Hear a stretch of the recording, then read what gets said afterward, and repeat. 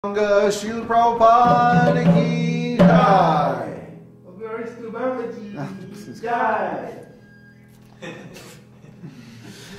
Namo Vishnu-padaya Krishna-prasthaya Bhutale Srimati Bhaktivedanta Swami Namane. Namaste Saraswati Devi Gauravani Pacharani Nirvishesha Srinivadi Paschatya Deshutarane.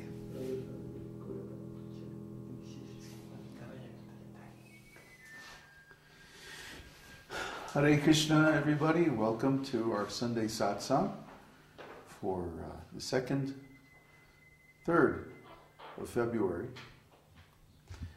And as usual, we started off with the Vande prayer, which the meaning of this prayer is very significant.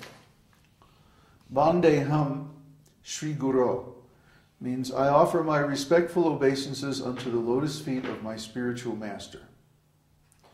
Śrī-yuta-pada-kamalaṁ, śrī-gurun vaiṣṇavāṁś, and of all the other preceptors on the path of devotional service. I offer my respectful obeisances unto all the Vaisṇavas, Śrī-yuta-pada-kamalaṁ, and unto the 6 Goswamis, including Srila Rupa Goswami, his older brother Srila Sanatana Goswami, Raghunath Das Goswami, Jiva Goswami, and their associates. I offer my respectful obeisances unto Advaita Acharya Prabhu, Sri Nityananda Prabhu, Sri Chaitanya Mahaprabhu, and all his devotees headed by Srivas Thakur. Then I offer my respectful obeisances unto the lotus feet of Lord Krishna, Srimati Radharani, and all the gopis headed by Lalita and Vishaka. So if you don't know who these personalities are, then it means you haven't read our books very well. But basically, the 6 Goswamis of Vrindavan were the principal disciples of Sri Chaitanya Mahaprabhu. Vande Rupa Sanatano Raghuyugo Śrī-jiva-gopalako. Rupa Goswami, Sanatan Goswami, Raghunath Das Goswami, Raghunath Bhatta Goswami, Srila Jiva Goswami, and Srila Gopal Bhatta Goswami. These 6 Goswamis are basically the founding fathers of our lineage. Our lineage is based on the Brotherhood of the Esoteric Teaching, which was created at the recital of Srimad Bhagavatam at the beginning of Kali Yuga 5,000 years ago. And it's been coming down ever since then, in the line of Krishna himself.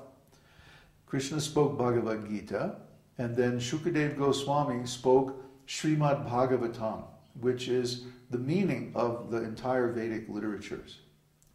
The Vedic literature is summed up in Vedanta Sutra.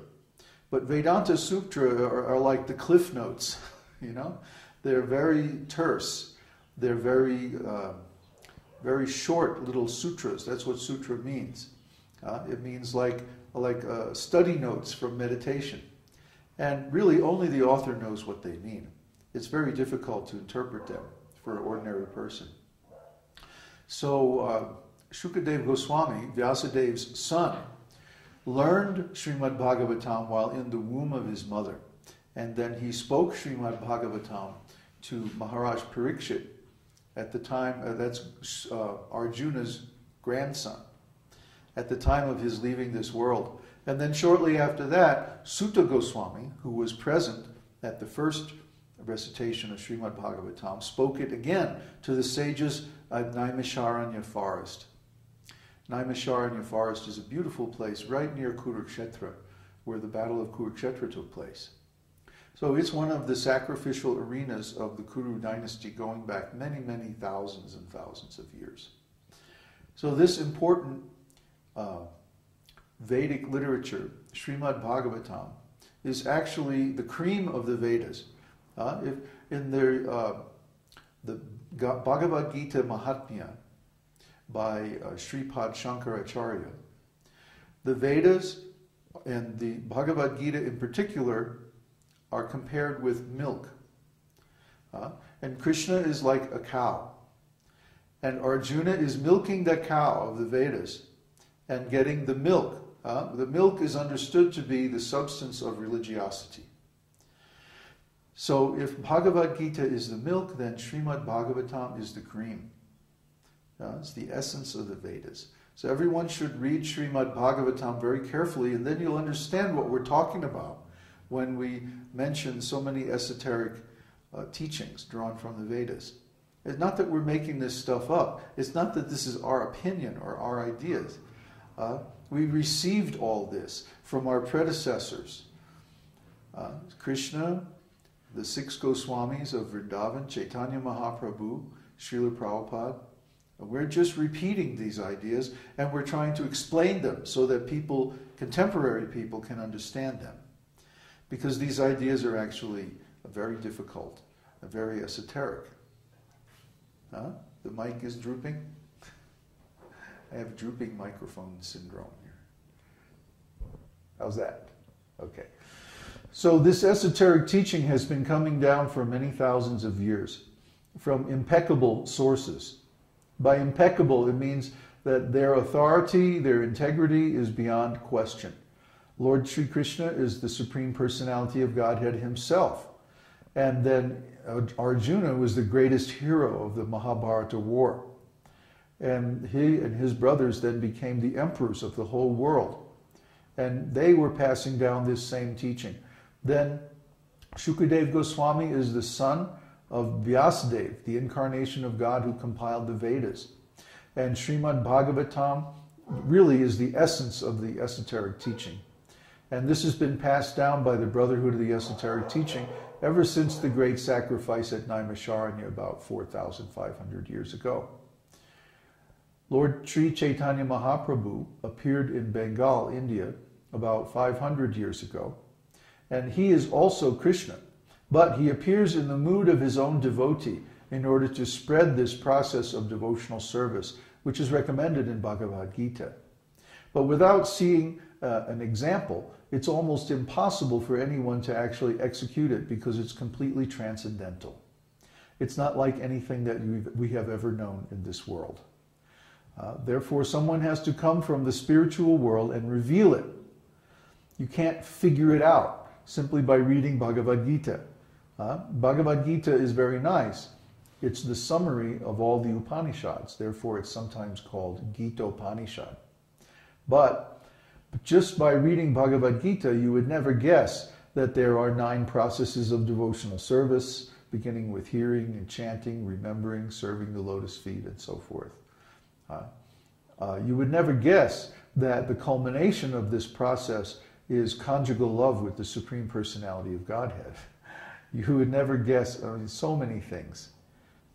That's why it's really important to read Srimad Bhagavatam, because Srimad Bhagavatam explains all these things. Not only explains them, but then gives many examples from the actual pastimes of Krishna.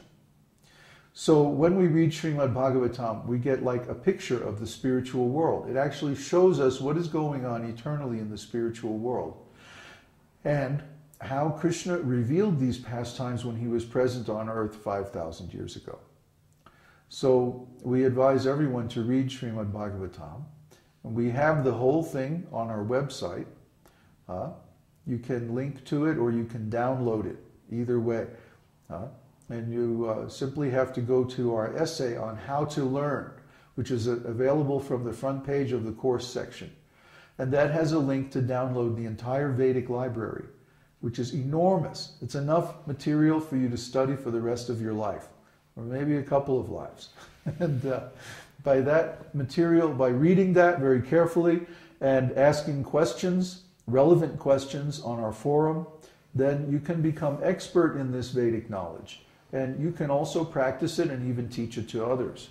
So that's the aim of our esoteric teaching program. That's why we're giving these seminars. That's why we're going to so much trouble to train up our disciples. Simply, well, some of them are taking it nicely, and some are giving a lot of resistance. Some are getting the ideas very clear, and some are taking a while to get it. So actually we have to give up all of our ideas about materialistic life. To understand this esoteric teaching, we talk about, we talk very politely about changing your ontology from material to spiritual. Well, what does that mean? It means everything you think you know is wrong. Throw it out. Just take the Bhagavad Gita and pour it into your brain. That's what we're telling you, really, in plain language. Everything you think you know is wrong. The people that you think you love are actually your enemies. Be careful, because they're trying to mislead you. They're trying to trap you in material existence. So the association of materialistic people is deadly, because it brings us back into this material world where we have to suffer birth, death, old age, disease, and so many other nasty things. So don't come back to this material world. Get out.